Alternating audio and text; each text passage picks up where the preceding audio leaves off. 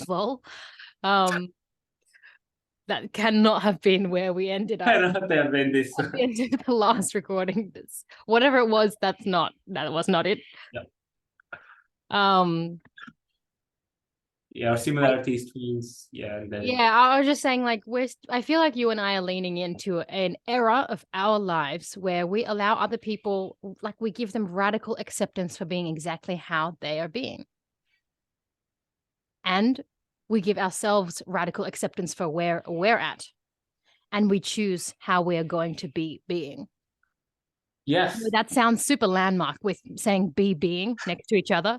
Yeah, Don't it hear does. that anywhere except for landmark, which maybe that can be, we can go into landmark at another time and all For the sure, different yeah. self-development courses, programs, books, training, like training grounds, dojos, the mind and the spirit.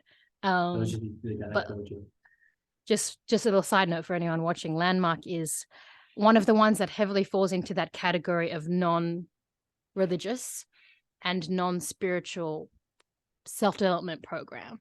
Yeah. Um, Which I did as well. I only did the basic one. I think you did a bit more.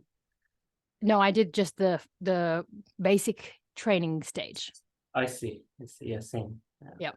Expensive, very expensive, especially for me coming from a country where minimum wage is I would 7 love to talk Aussie dollar. all about that with you, the money, the everything involved, because like some people think that landmark's like a cult, which I think is so funny. Yeah. Every time Yeah. someone thinks something is a cult, I just think that's so funny and interesting. Some people's concept of what a cult is pretty broad. I mean, they're not wrong. They're probably right. But I'm just like, never. I mean, of course, I thought of it when I'm in there and they're saying radical things and charging a lot of money. Yeah, But the money. Yeah. I don't have like I don't have a block around that myself. Like I don't have this sense of, I don't want to give you my money because I don't trust you. Like I don't have that distrust that a lot of people have, which, people just gotta be like, oh, no wonder you're in so many cults. You're like too naive.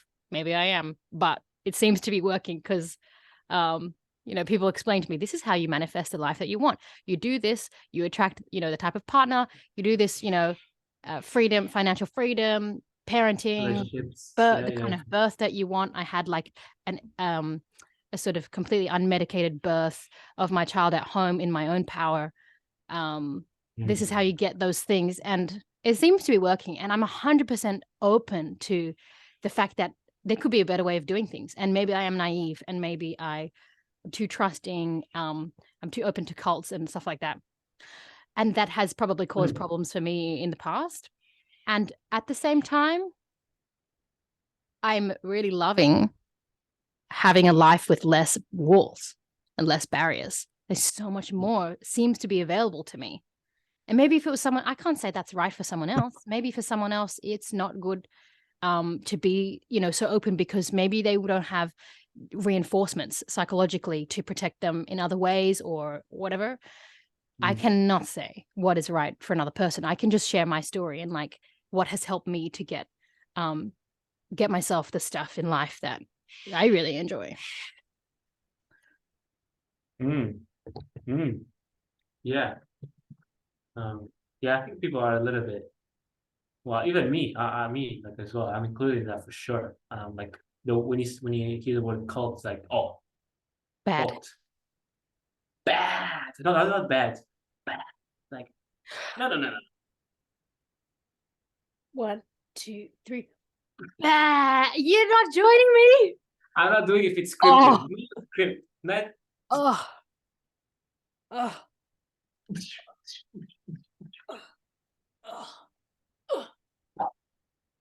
Yeah. I know that our gunshots and reactions were out of time, but I don't care. It's fine. Yeah, you said living acceptance of being, like that really, I was thinking, when you started talking about that, like, of accepting others, I'm like, I really had a thought, like I strongly thought about that, but then you kept talking and then you said, and of ourselves, living in full acceptance of ourselves, like the way things are, and this, not in accordance to rules and all that. yes, like these past few days, it's been exactly like that. Like I haven't been following the rules that I've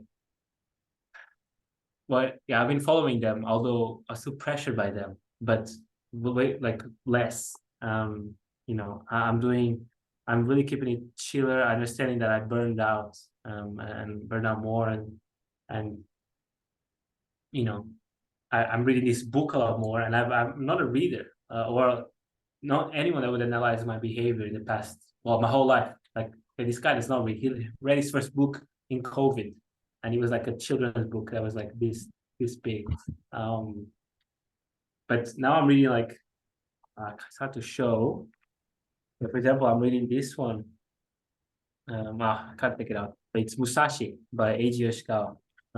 About this old samurai. Very famous book, Japanese book. Very big, and I'm reading fast and I'm just into it. So behavior is changing, and what I thought was capable just by letting go. Yeah, I don't know. It just touched me living in acceptance of myself, because I've always struggled with that, and I still struggle with, Jordan Peterson puts it as, like we should take care of ourselves. If, one way to visualize it is to imagine that we're taking care of ourselves as children or of a child. And then, instead of having this relationship with ourselves where we're this dictator and the worker works, and there's the studies and the school and the assignments and the jobs and all that, and all the other habits and workout and all that, and then the rest is whenever rest comes.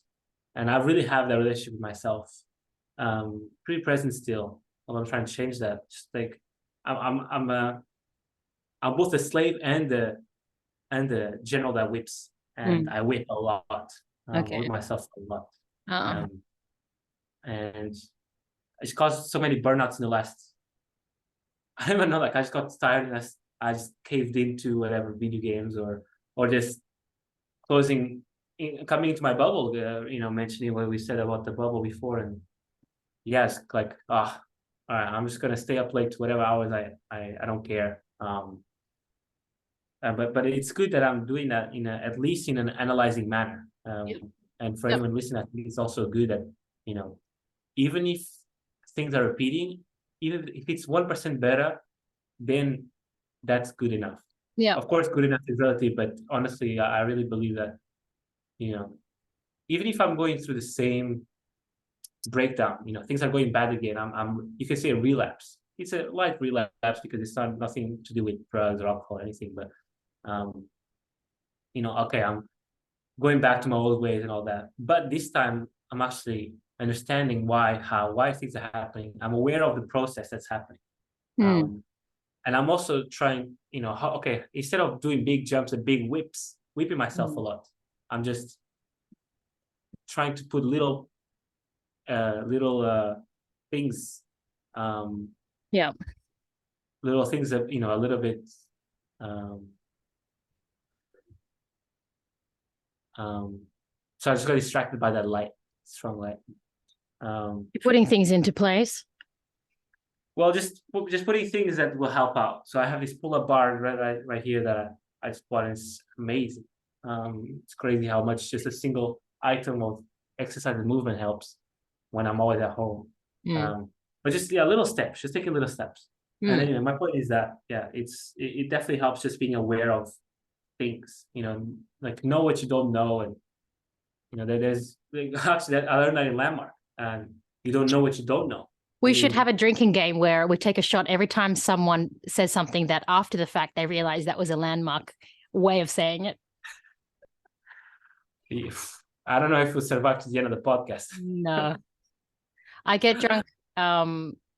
Like I can't drink alcohol, basically. Like my body just says no. There've been times when I feel like, oh, try this.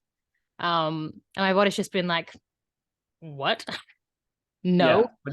And usually I just listen to that. And so it's actually awesome for me. My whole teenage years and young adult, I didn't really have that phase where I was drinking a lot and spending a lot of time recovering from that and making bad decisions and spending a lot of time recovering from that.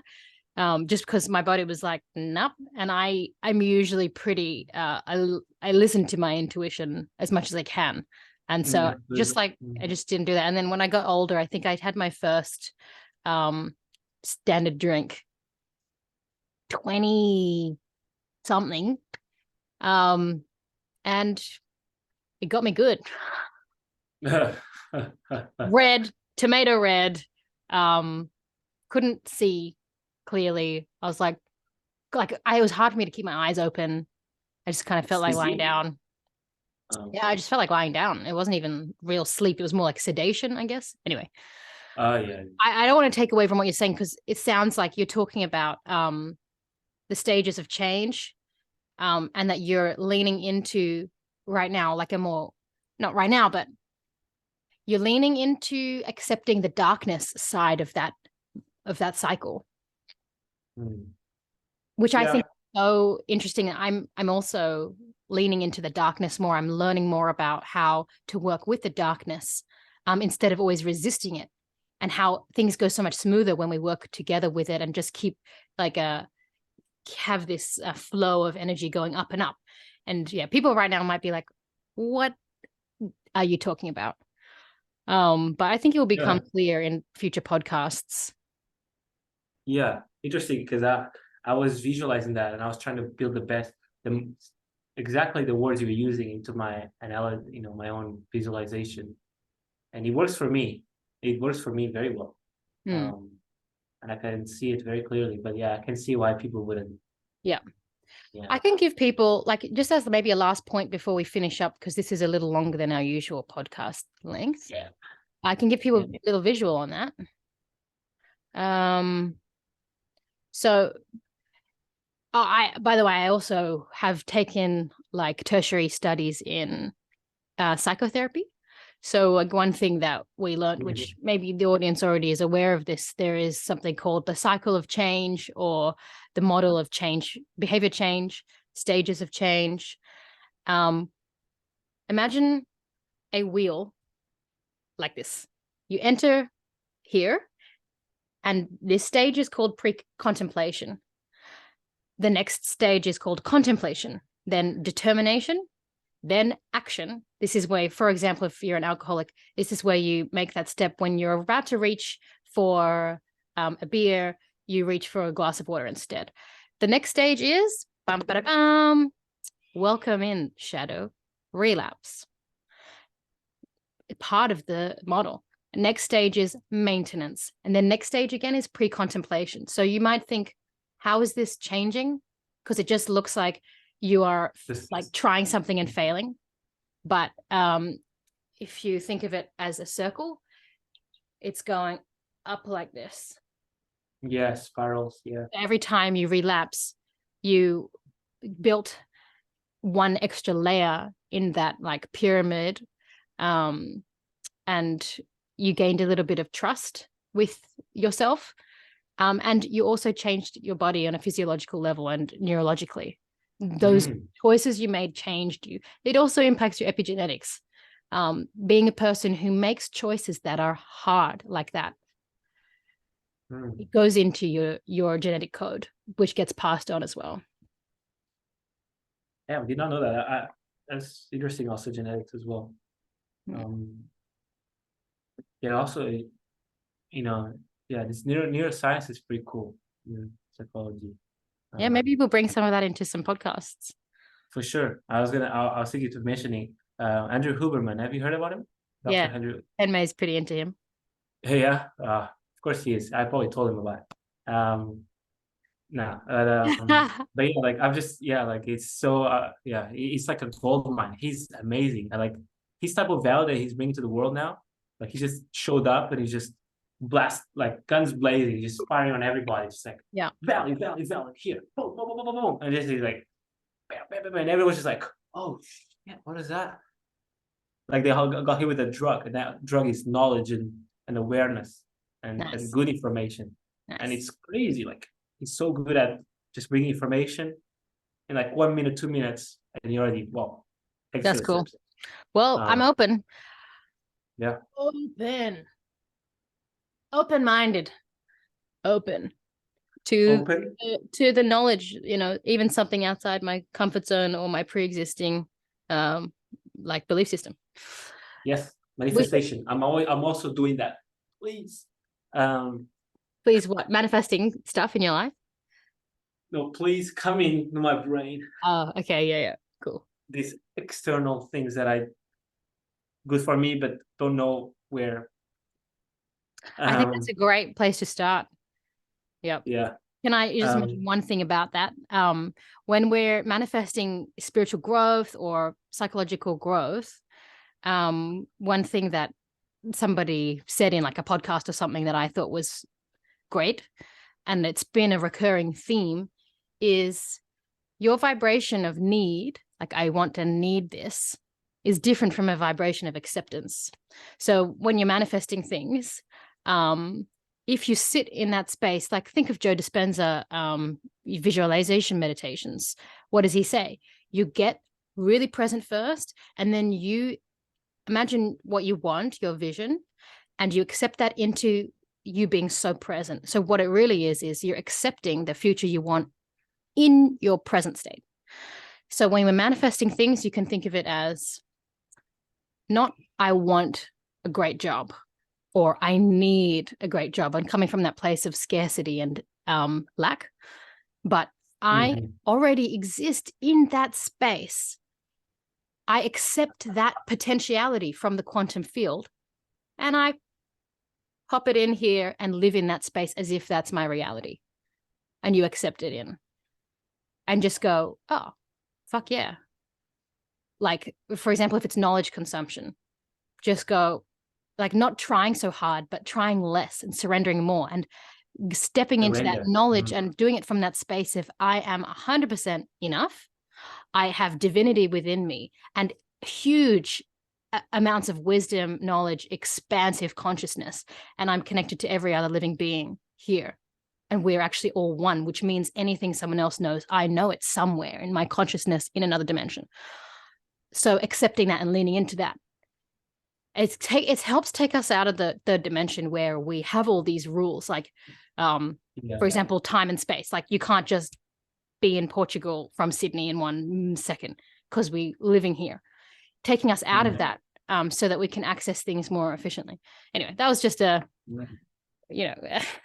thought I had about you saying, I want this, I need this kind of thing. You're right. And I also made, like when we chatting before while I was waiting for you, I did write like that I wanted to sing and stuff. And I honestly, I did that's why I don't know, I reinforced it, but I also put it there as a kind of manifestation because I only heard about manifestation like kind of recently and just heard it. I know it just kind of puts energy into the universe and it kind of comes back in a very, I know it's not exactly that, but very dumbed down version of it.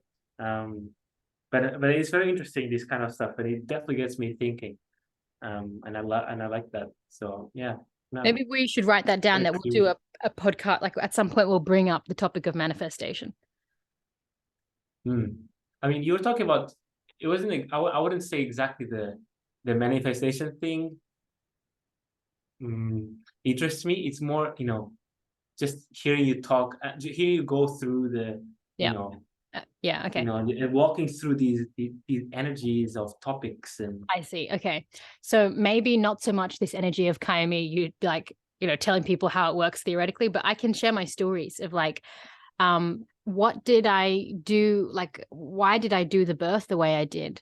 Like 1 year leading up to getting pregnant, how did I approach that conscious conception and create this conscious pregnancy, which led into this conscious birth at home, unmedicated, using breath, like breathing as my only form of pain medication, and then step into this postpartum with, the way that we did it, and now having this like gorgeous child so unlocked. She's like child unlocked, like that movie Girl Interrupted. She's like child unlocked. I'm not sure I get that. We'll go into it. But yeah, I can tell, my story because when I did tell my birth story one time before, I got message after message after message of people saying, I'm so inspired by the way that you did your birth. So Right. differently from You mentioned this last episode, yeah. Oh, did I? Yeah. Yeah. And they, I think so. Yeah. no, we talked about it in private. But how multiple people had home births who were going to have hospital births after my story. And so I think that maybe I can just tell the story rather than saying, this is how manifestation works. Yeah, I think with stories work well. Yeah. Yeah. Yeah. Because I'm also, as you talk, I think why I also enjoy is because obviously I want to get better and improve and all of that and get into a higher frequency, all that stuff, or find my frequency. But is the thing is while I'm listening to you, I'm applying the same, in a way, applying or reflecting whatever you're saying into my life. And how would that look for me, and what would that look like if I do that she did and all that stuff. And I think that the listeners would be doing the same exact thing, and I think that's why it's efficient. Oh, stories. Yeah. Okay. Yeah. Cool. Yeah. That's good. That's good. Good note. Yeah. Yeah. Maybe we should finish up because of time. Yeah, sure. And pick up where we left off next time. Yeah. I just remembered, like, there's these few things that I've been my note game. I would say my note game was really good this session. Because no longer am I interesting. Oh man, everything's connected. Like I just let go. Normally my notes are like, people say like, oh, in school you learn how to write the notes nicely, and you see those girls like they get praised for having all the colors. Like, oh my gosh, wow, it's gonna be a top student. And I'm like, shit. Like, I look at my book. I'm like, oh damn it, I don't have that. But I just let go. I have something in my mind, and I know it's good for me to write down, especially so I can keep track, keep the flow going, all that. But I just started writing. So I have like drawings, I have things up, I have things diagonally and all that, and this works so well for me. Yeah. But I have like this once. Okay, I have two. Okay, so about the surrender thing, like living acceptance and all that. Like I think you mentioned the word surrender once, and like recently I've been thinking about that, and I think it comes from especially a God's Christian, maybe Christian way of speaking as well. Because for me, I picked it up from this Christian song, Hillsong choir thing. Yeah. That I've kind of been listening a bit more recently again. We've been going to Hillsong recently, the past few Sundays. It's 20 minutes away from our house, the epicenter of the world. Hillsong's like all around the world, right? It's like massive, mega. We've been going to the main one. You see like these massive cameras, huge stage of production thing, cameras flying around the stadium. Yeah. Is that Hillsong United? No, what is it called? Just Hillsong. I'm not sure.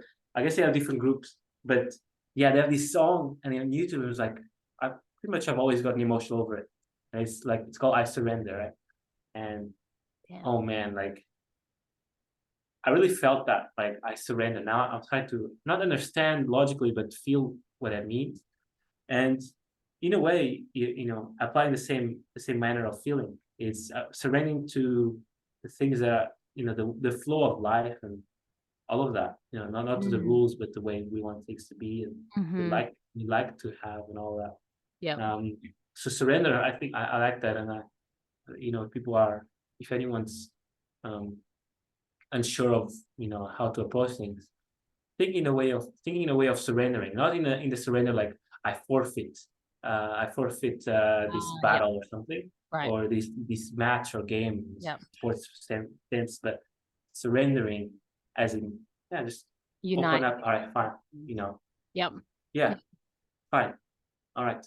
I'll just instead of always just grabbing onto ego and all these things that we always do.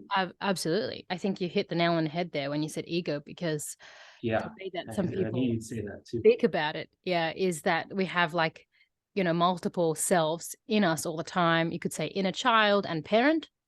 You could say like the ego and the higher self. You'd say like the little king or the small queen, and your real self.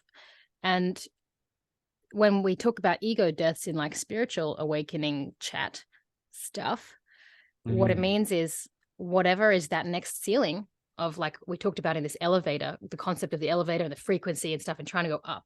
We have like a ceiling above us. And the only thing blocking us from getting to the floor above us in the elevator is our next ego death. For example, when I gave birth, I had to have an ego death. I had to let go. I know that's very different because you physically are going through some kind of death and expansion. Yeah. But even if the ego death is saying sorry to your spouse at the end of the night, when you know both of you did something wrong, choosing to say sorry for your part, even though there is a neural pathway so ingrained in you always to do something different, choosing to go on the path that for you is less traveled is an ego death. And it can feel you can feel so much resistance, almost like you're going inside, like a worm going like that. That's how I feel it when I've done a few of those recently, and I've literally been like crying and just like that amount of energy just like out of me, and tears and like anger and frustration, and then gone, okay, I had my cry, now let me walk into the flames.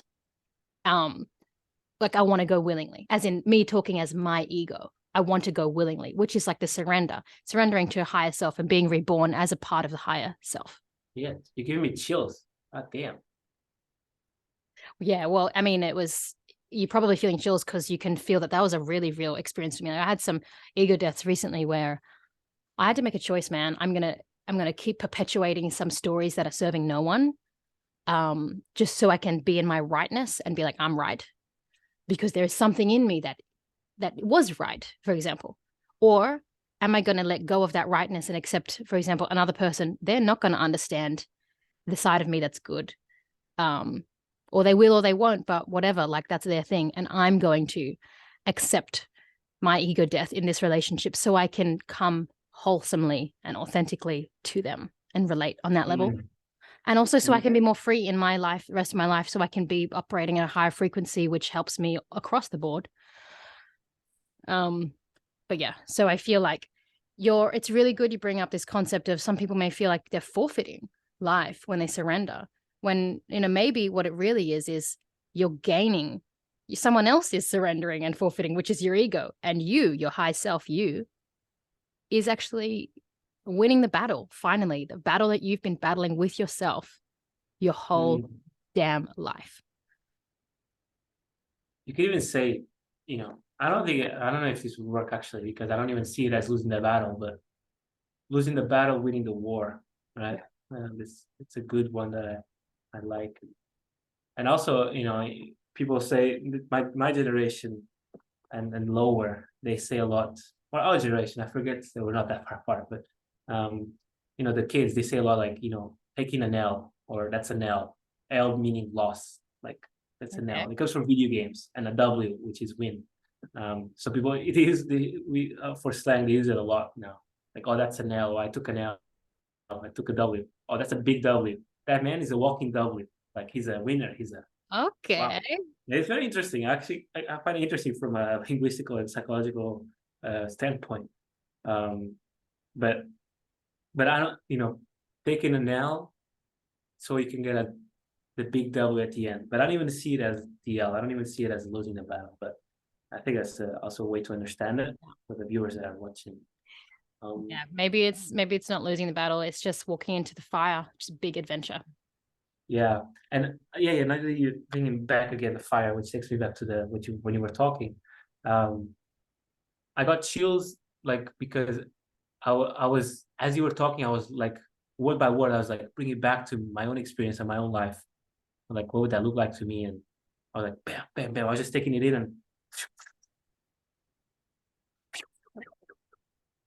yeah, like it was just processing and going down into my heart as you were, like every single word, like even though I was doing that, I was thinking about myself, I was still listening, I was still catching everything, which is good.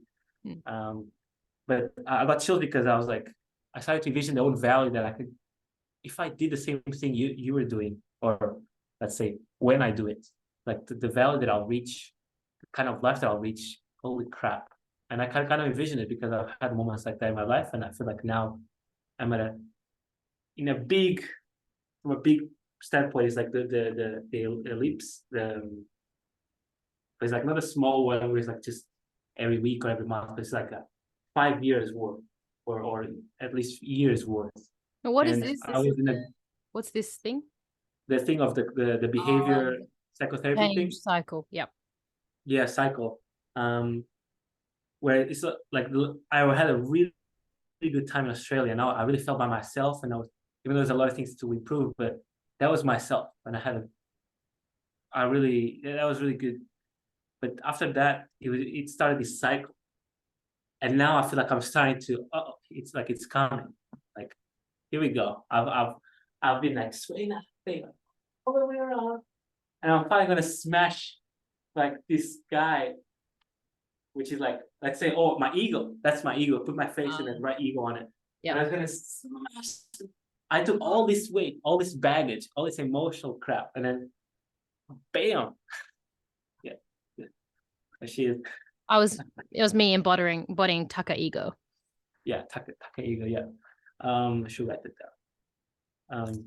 But yeah, like I really like, because I haven't really felt powerful, and I've really had a lack of that, and also influence from around me, which I don't blame. Because people around me also, I noticed that there's a lot of people. Everyone needs, good influences, and I want to be the person that's their influence. Right. But yeah, so you kind of gave me a little bit of that taste that I remember that I haven't had in a long time, many years, and yeah, I felt chills from just even imagining what I could become, what I could unlock. Let's say. Yeah. Damn, that's so cool. And I think you already know this, but I have considered you a big ass W from the moment I met you. I was like, this guy has. Yeah, I know you're trying. Like, I know you're opening up, but like you using the expression is funny. Big dumb. It's like just like this. People use it like not in general. It's always like trying to joke. So you're like, oh, that's a big dumb. Like, by the way, like, hey, president, that was a big W right there. So, right. But okay, yeah, I'm exposing myself as like not as not funny, but I would love to be someone who is up to date and with the kids, capable of using the right words in the right way and stuff, but I've never been good at that. Too serious. Too damn serious. Yeah, actually, I get that vibe from. Yeah, I remember when I was there, it was always like that. And you were like, when you saw me playing around and stuff, you're like, you got like your eyes open up. You're like, oh, like you want to get into that. Like, oh, I want to play too. Like, me too. Pick me.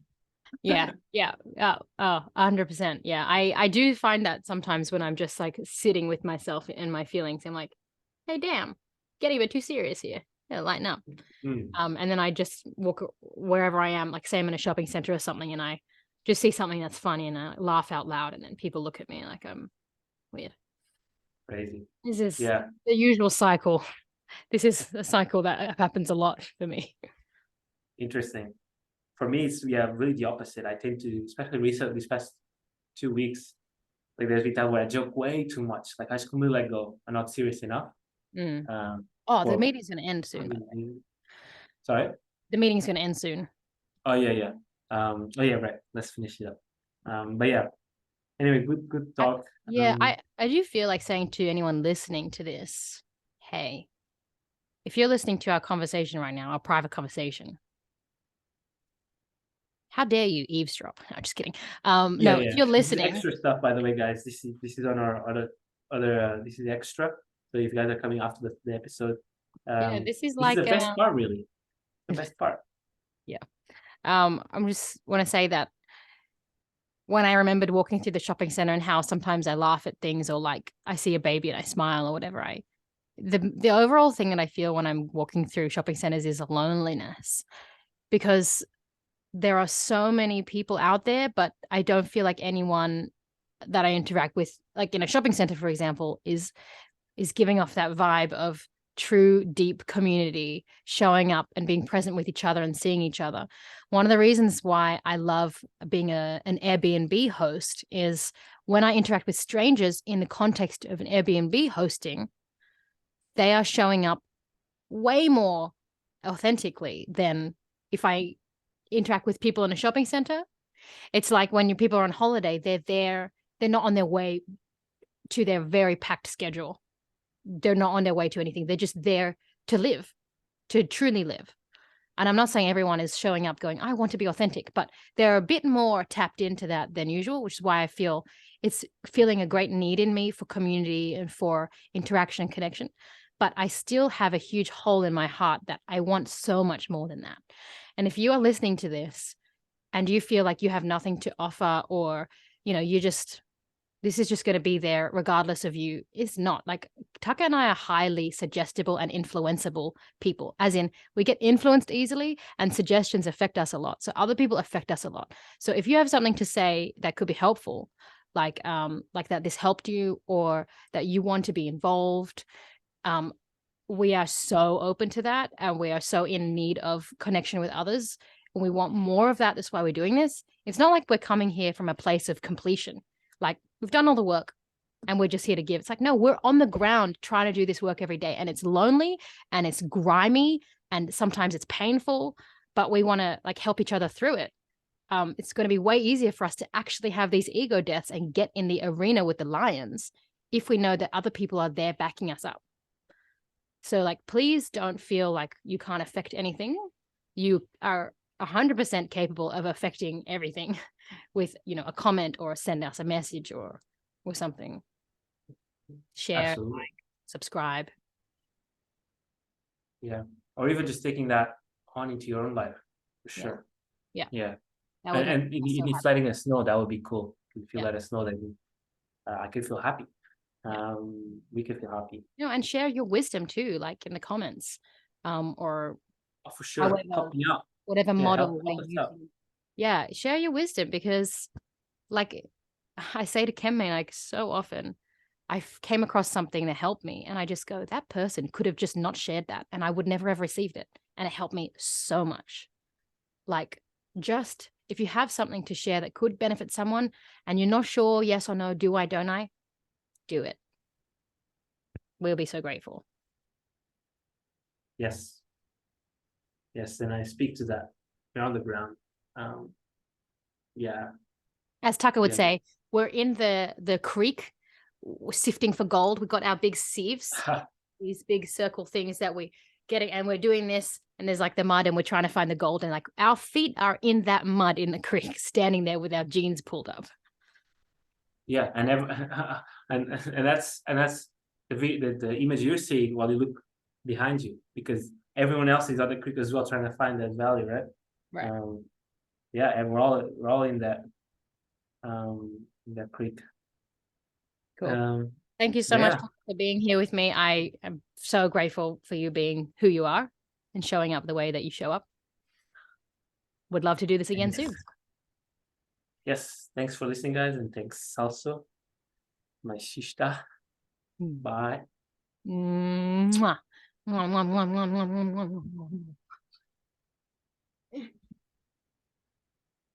Okay. Maybe don't put that. It's a bit too close. No, don't put that to the... Okay, bye. Bye. Bye.